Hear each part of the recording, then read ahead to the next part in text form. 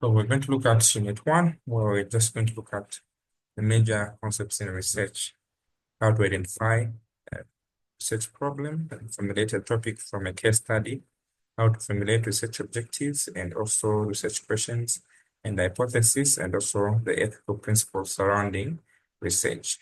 So quickly to start with, in the major concepts, we must understand that research is a problem identification situation. So for you to do a good research, you must first navigate around understanding the problem that we have at hand.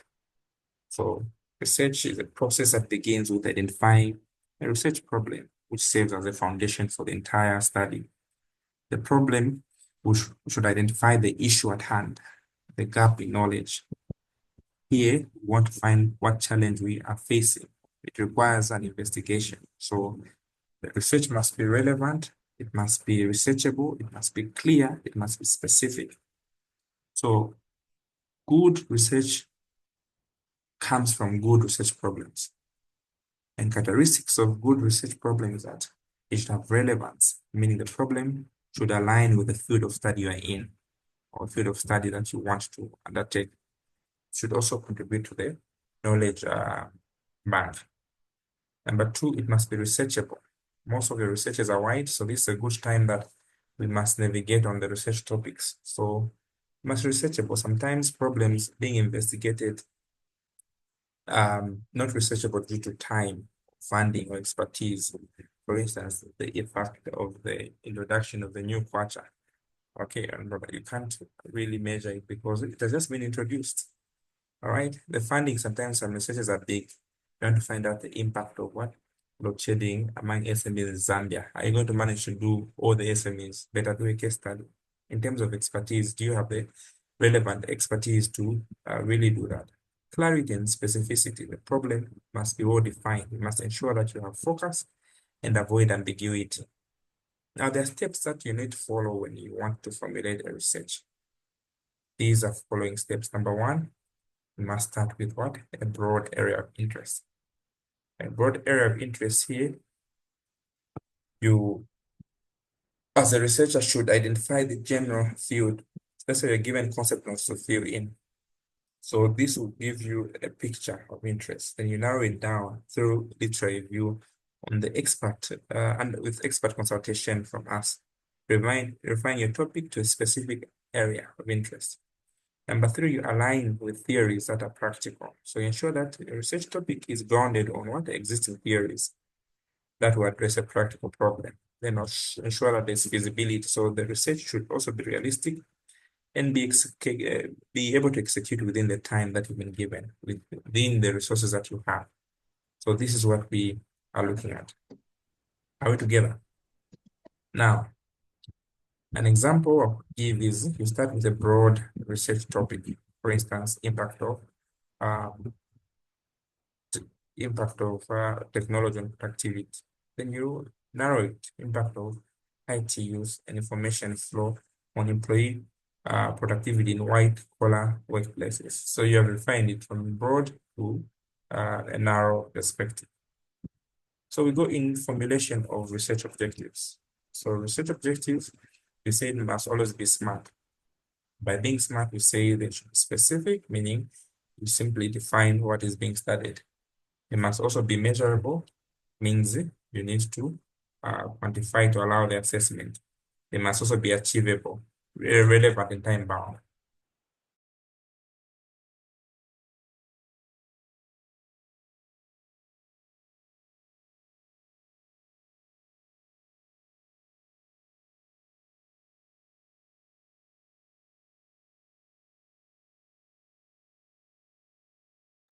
So they should be specific, measurable, and achievable. They should be relevant and time bound. So by being specific, you need to define what is being studied. Measurable, you need to quantify to allow for assessment. Achievable, it must be realistic within the available resources, and relevant, it must be aligned with the specific problem. Time bound, it must be feasible within the time frame you've been given. So we can talk about examples of questions that are SMART.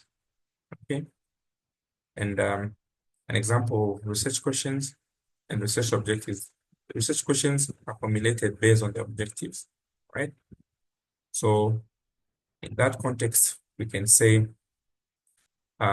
examples of research objectives to assess the relationship between IT and use of employee productivity, meaning the question should be, what is the relationship between IT and employee productivity? To investigate how information flow influences work efficiency. Okay, how does information flow affect work efficiency? All these, they move hand in hand. So the research questions are actually derived from the objectives. They serve as a foundation for the data collection. All right. So examples, how does IT use affect productivity in a workplace? It's just echoing what our objective was. What is the relationship between communication networks and efficiency? It's just looking at the second one. The hypothesis. What is a hypothesis? A hypothesis is simply what? A predictive statement about what the expected relationship between the variables. So it basically provides a basis for empirical testing. So we have what we call the null hypothesis and the alternative hypothesis. The null hypothesis is used to do what? The null hypothesis is used to suggest that there is no relationship between the variables, whereas the alternative hypothesis is used to suggest that there's a significant relationship between the variables. So they move as pairs, they are twins. So we have now alternative hypothesis. For instance, IT use does not affect employee productivity, meaning your alternative hypothesis should be IT use affects employee productivity. So these are hypotheses. An assumption, on the other hand, is simply an underlying factor that is believed to be true, not tested in the study. So there's a thin line between an assumption and hypothesis. Assumptions are underlying what? Conditions that are true, but they're not directly tested in the study because they provide a framework for interpreting our research findings. Are we together? Okay. So I really need you to know how to come up with this hypothesis and uh, assumptions so that you are able to identify that when you're given a scenario. So in hypothesis, it serves as a foundation for statistical testing. So whenever you have any statistical testing, you need to understand that that is hypothesis testing. So hypothesis has the null and the alternative hypothesis. We're dealing with the null hypothesis. It simply means that there's no relationship between the variables that you want to study. Alternative hypothesis means that there is an existing relationship between the variables that you want to study. And also you must understand that alternative hypothesis come below. You can use HO as null hypothesis, H1 or HA as alternative hypothesis, right? So there are different types of hypothesis. There's what we call directional hypothesis.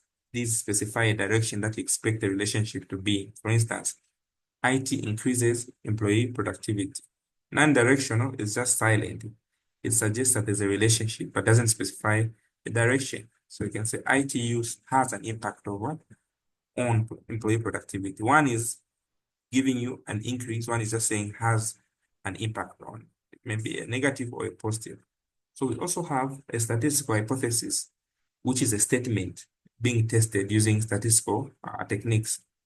We also have a conceptual hypothesis. It's simply a broad theoretical assumption that may not directly be testable, but it forms basis for your testing. So in hypothesis testing from our QM, there are steps that we have. Remember the steps. Number one, you need to formulate a hypothesis, state the HO and HA. Number two, you need to state your level of significance. Usually we use 5%. Number three, you need to also choose the appropriate what? Statistical test, whether using chi-square, ANOVA, or regression. Number four, you need to compute the test statistic to perform your calculations, and you make a decision and interpret your results. These are the steps that we're using in QM. So your quantitative research, those of you I taught, is more appreciated in this course. Assumptions, on the other hand, they play a critical role in shaping our research framework. So these are foundational conditions that are presumed to be true, but not explicitly tested. So assumptions just ensure that the research is conducted under valid conditions.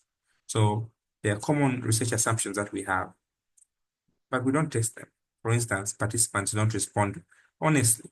Yes, it's true. Researchers will usually assume that respondents usually don't provide truthful answers in surveys. Other assumptions that measurement tools are reliable and valid. Okay, this assumption just assumes that the tools that we use, like questionnaires, they will measure what it's intended to. It's just an assumption. We're not testing that. The other assumption is that a sample will represent a population. It's an assumption. It's not a hypothesis. We assume that if you get a small sample from a big population, it will represent the whole population. We also assume that data collection methods do not introduce bias.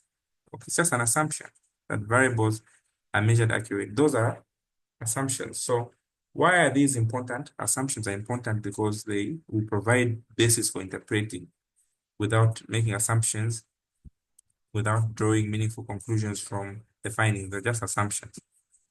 Assumptions are also important in research because they will ensure that there's logical coherence. Assumptions will help maintain a logical flow in your research design and methodology. Assumption also will help in ensuring that there's validity and reliability. They'll give a clear, reasonable assumption to strengthen the validity of your study. So these are key to note in our first chapter. So these assumptions and hypotheses. Then we look at ethical principles. So ethical principles uphold integrity in research. Here are some of the ethical principles that we talk about when we're in research. We have ethical principles to do with what? Informed consent. Here we're just informing participants voluntarily to accept to take part with full knowledge that these are for research purposes. Confidentiality, we protect the identity of these participants, ensuring that their data is not disclosed without permission. Integrity and objectivity, that researchers should report findings honestly without bias. And finally, avoiding harm, where you're going to ensure that participants do not experience psychological or physical or emotional harm during the study. Like we had with this case for Dr. Pamela, where you're doing something that you end up traumatizing a person. Here are some of the questions that we want to look at. Number one, we have been given, we're asked to formulate the aim of the study. Okay, this was based on a scenario given here. I'm not going to read it through. So we're asked to formulate the aim of this study, the three objectives, the appropriate research approach, the techniques that would be used in data collection. So I will not read through due to time. Time is up, but I need you to read through that and also go through this. So based on what I've taught you, what's the difference between research aim and objective? The aim is overall goal of the study, whereas objectives, they break the goal into specific measurable parts. Why is research problem important? It identifies the knowledge gap that the study aims to address. What is a hypothesis in research? A hypothesis is a testable statement predicting relationship between the variables. What is the role of ethics in research? For ensuring participation, protection, integrity, and research credibility. Why the use of quantitative research in quantitative research in productivity studies? Because it allows measurement of relationships using verifiable methods. What is ANOVA used for in data analysis? It helps compare means across more than two variables. Why is stratified sampling able to improve research accuracy? These, I'll talk about them later. So for now, I'll end here. I hope this was helpful. Thank you so much for your time.